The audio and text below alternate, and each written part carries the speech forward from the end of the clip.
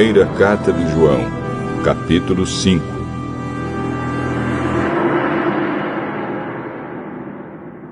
Todos aqueles que creem que Jesus é o Messias são filhos de Deus. E quem ama um pai, ama também os filhos desse pai. Nós sabemos que amamos os filhos de Deus quando amamos a Deus e obedecemos aos seus mandamentos. Pois amar a Deus é obedecer aos seus mandamentos. E os seus mandamentos não são difíceis de obedecer, porque todo filho de Deus pode vencer o mundo. Assim, com a nossa fé, conseguimos a vitória sobre o mundo. Quem pode vencer o mundo? Somente aquele que crê que Jesus é o Filho de Deus. Jesus Cristo é aquele que veio com a água do seu batismo e com o sangue da sua morte. Ele veio com a água e com o sangue, e não somente com a água.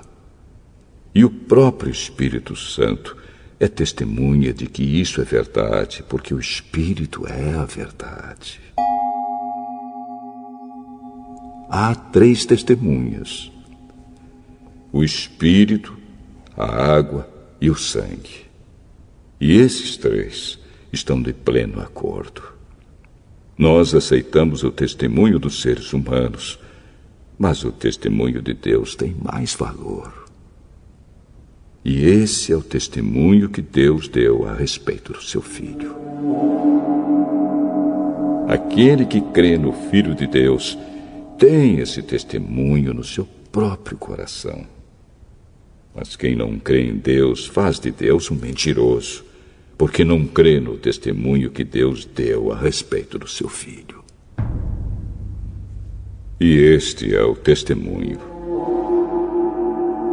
Deus nos deu a vida eterna, e essa vida é nossa por meio do seu Filho. Quem tem o Filho tem a vida. Quem não tem o Filho de Deus não tem a vida. Eu escrevo essas coisas a vocês que creem no Filho de Deus, para que vocês saibam que têm a vida eterna.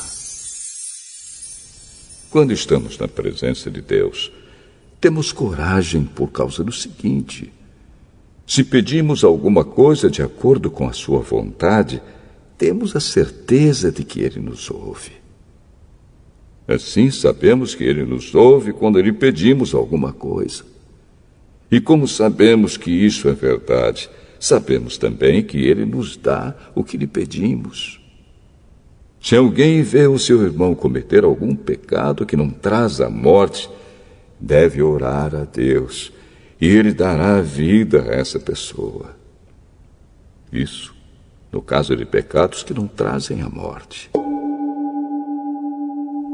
Mas há pecado que traz a morte, e eu não digo que vocês orem a respeito desse pecado.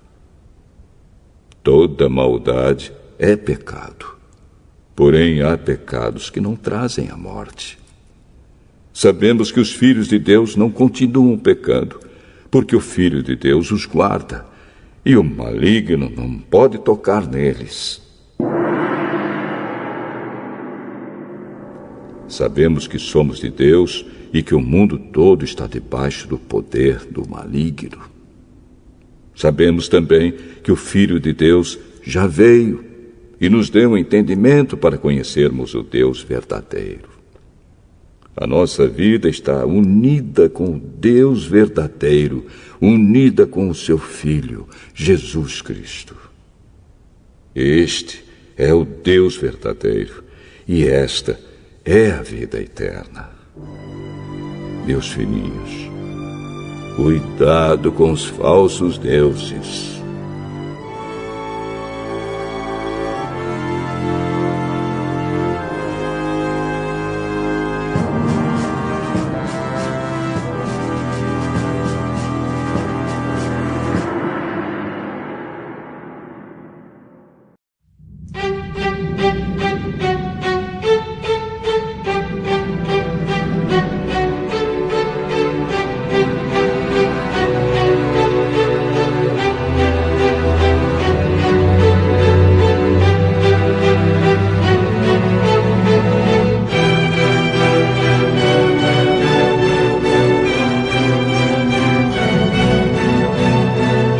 Esdras, capítulo 3. Quando chegou o 7º mês e os israelitas já estavam morando nas suas cidades, todo o povo se reuniu em Jerusalém. Então o sacerdote Josué, filho de Josadaque, e os seus companheiros, os outros sacerdotes, e também Zorobabel, filho de Salatiel, e os seus parentes, construíram o altar do Deus de Israel para oferecer sobre ele os sacrifícios que manda a lei de Moisés, homem de Deus. Mesmo tendo medo da gente daquela região, eles construíram de novo o altar no lugar em que ele estava antes. Então começaram a oferecer sacrifícios sobre ele todas as manhãs e todas as tardes. Além disso, comemoraram a festa das barracas de acordo com a lei de Moisés, oferecendo cada dia os sacrifícios ordenados para aquele dia. Trouxeram também os sacrifícios que deviam ser completamente queimados diariamente e os que deviam ser apresentados na festa da lua nova e nas outras festas sagradas. E ofereceram também aquilo que traziam por vontade própria. O povo começou a oferecer sacrifícios ao Senhor desde o dia 1º do 7º mês, antes mesmo que o templo do Senhor começasse a ser construído de novo. O povo deu dinheiro para pagar os pedreiros e carpinteiros, e deu comida, bebida e azeite para serem mandados às cidades de Tiro e Sidom. Essas coisas foram trocadas por madeira de cedro, que foi trazida por mar do Líbano até o porto de Jope. Tudo isso foi feito com a permissão de Ciro, rei da Pérsia. E assim, no ano seguinte ao da sua volta, no 2º mês, os israelitas começaram a construir de novo o templo de Deus, que fica em Jerusalém. Zorobabel, filho de Salatiel, e Josué, filho de Josadaque, junto com os seus parentes, os sacerdotes e os levitas, e todos os israelitas que haviam voltado para Jerusalém, pegaram firme no trabalho. Todos os levitas maiores de 20 anos foram encarregados de dirigir as obras. Josué e os seus filhos e irmãos formaram um grupo junto com Cadmiel e os seus filhos, que eram descendentes de Odavias. Esse grupo dirigia os que trabalhavam na construção e era ajudado pelos levitas do grupo de famílias de Enadad. Quando os construtores colocaram os alicerces do templo, os sacerdotes ficaram de pé, vestidos com roupas especiais para aquela ocasião e com trombetas nas mãos. Os levitas descendentes de Asaf carregavam pratos musicais para louvar a Deus, o Senhor, de acordo com o que Davi, rei de Israel, havia mandado. Uns cantavam louvores e agradeciam ao Senhor, e os outros respondiam. Eles diziam: O Senhor é bom. E o seu amor pelo povo de Israel dura para sempre. E todo o povo gritava bem alto e louvava o Senhor, porque a construção do seu novo templo já havia começado. Muitos sacerdotes, levitas e chefes de famílias eram velhos e tinham visto o primeiro templo. Eles choravam alto ao verem que os alicerces do novo templo haviam sido colocados. Mas os outros que estavam ali gritavam de alegria. E assim ninguém podia saber se o povo gritava de alegria ou se chorava, pois gritavam tão alto que de longe se ouvia o barulho.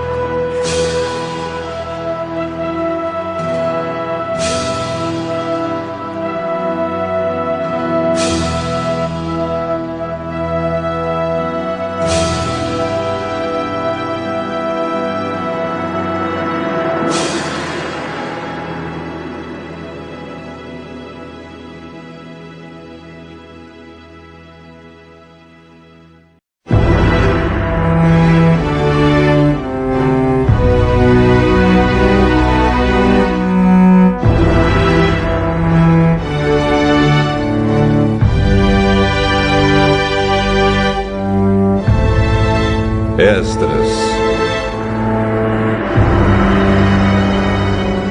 Capítulo 4.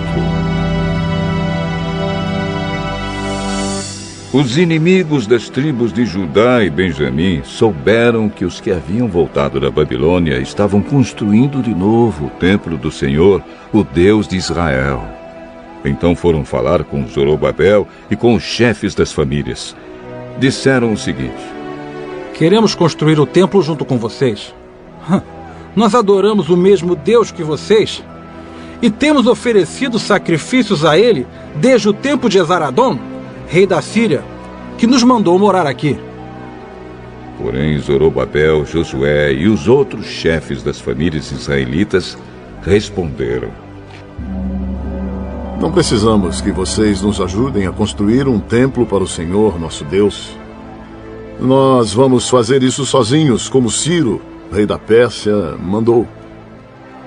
Então, a gente daquela região fez tudo para desanimar os israelitas e para pôr medo neles, a fim de parar a construção. Além disso, deram dinheiro a certos funcionários do governo para que estes atrapalhassem os planos dos israelitas.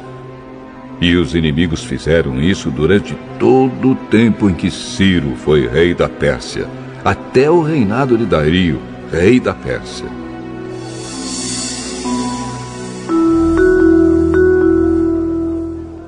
No começo do reinado de Xerxes, os inimigos escreveram uma acusação contra os moradores de Judá e de Jerusalém.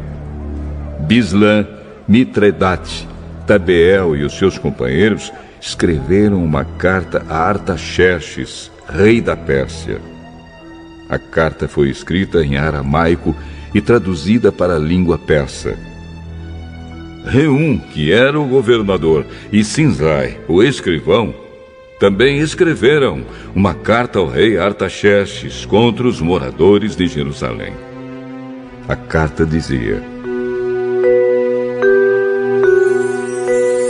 esta carta é enviada por Reum, o governador, e Sinsai, o escrivão, junto com seus companheiros, os juízes e todos os outros funcionários que são naturais de Ereque, da Babilônia e de Suzã, na terra de Elão, e junto com os outros povos que o grande e poderoso Assurbanipal tirou dos seus países e levou para morar na cidade de Samaria e no resto da província do Eufrates Oeste.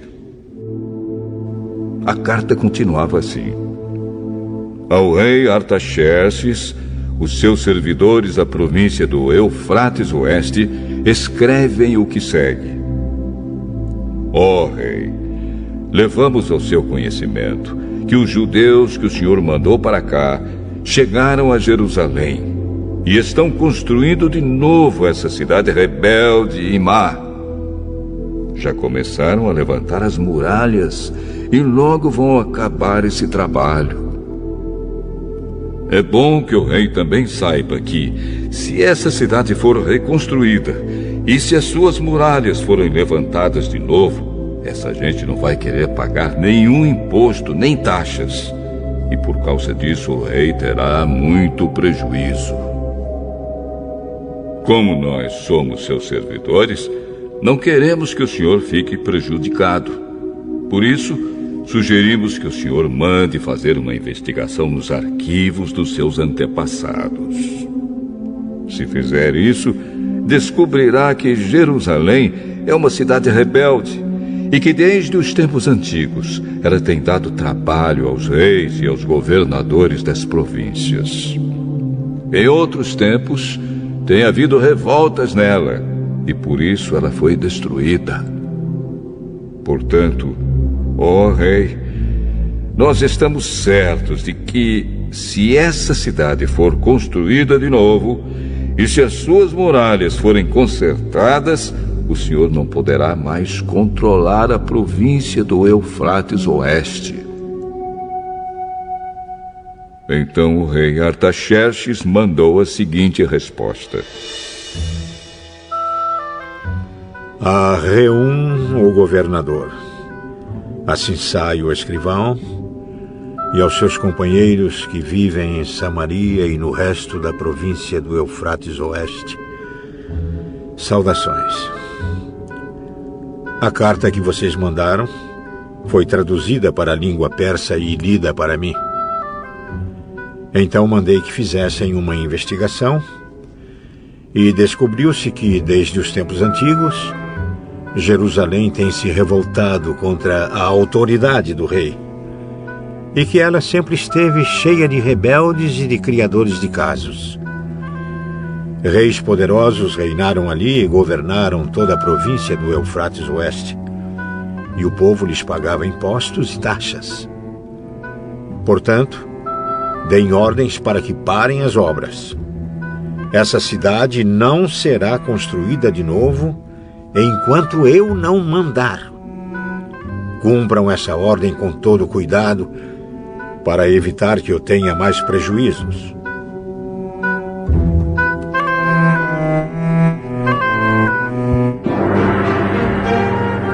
A carta do rei Artaxerxes foi lida para Reum, para Sinsai e para os seus companheiros. Então todos eles foram imediatamente a Jerusalém e, ameaçando os israelitas com armas, os obrigaram a parar as obras. O trabalho da construção do templo havia sido interrompido e tinha continuado parado até o 2º ano do reinado de Dario, rei da Pérsia.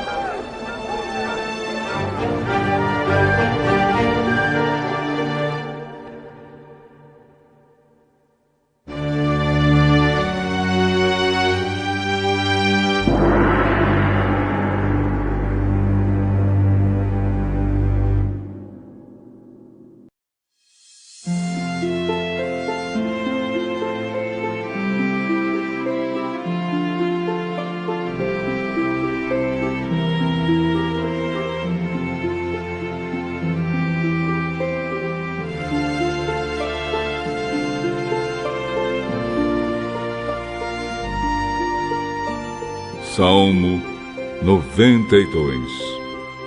Salmo, canção para os sábados. Ó Senhor Deus, como é bom dar-te graças! Como é bom cantar hinos em tua honra, ó Altíssimo! Como é bom anunciar de manhã o teu amor e de noite a tua fidelidade, com a música de uma harpa de 10 cordas e ao som da lira. Ó Senhor Deus, os teus feitos poderosos me tornam feliz. Eu canto de alegria pelas coisas que fazes. Que grandes coisas tens feito, ó Senhor! Como é difícil entender os teus pensamentos. Aqui está uma coisa que o tolo não entende e o ignorante não pode compreender.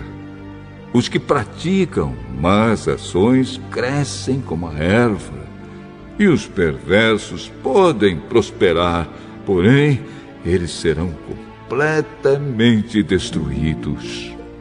Pois tu, ó Senhor, estás para sempre acima de tudo e de todos. Nós sabemos que os teus inimigos morrerão e que todos os maus serão derrotados. Tu me tens tornado forte como um touro selvagem e me tens abençoado com felicidade. Tenho visto a derrota dos meus inimigos e ouvido os gritos dos maus. Os bons florescem como as palmeiras. Eles crescem como os cedros dos montes Líbanos. Eles são como árvores plantadas na casa do Senhor, que florescem nos pátios do templo do nosso Deus. Na velhice, eles ainda produzem frutos. São sempre fortes e cheios de vida. E isso prova que o Senhor Deus é justo. Prova que Ele, a minha rocha, não comete injustiça.